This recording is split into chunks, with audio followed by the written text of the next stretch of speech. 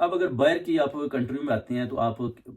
دیکھتے ہیں جی کہ ملک خرید رہے ہیں، آپ سینزبری جاتے ہیں، ٹیسکو جاتے ہیں، لڈل جاتے ہیں، ازدا جاتے ہیں، دنیا کے کسی سٹور میں جاتے ہیں تو آپ دیکھتے ہیں کہ جب ملک کا جو پیکٹ ہے نا، اس کے اوپر اپنا گائے کی، بینس کی، اس طرح کی پکچر بنی ہوتی ہے تاکہ آپ کو پتہ چلے کہ یہ دودھ ہے۔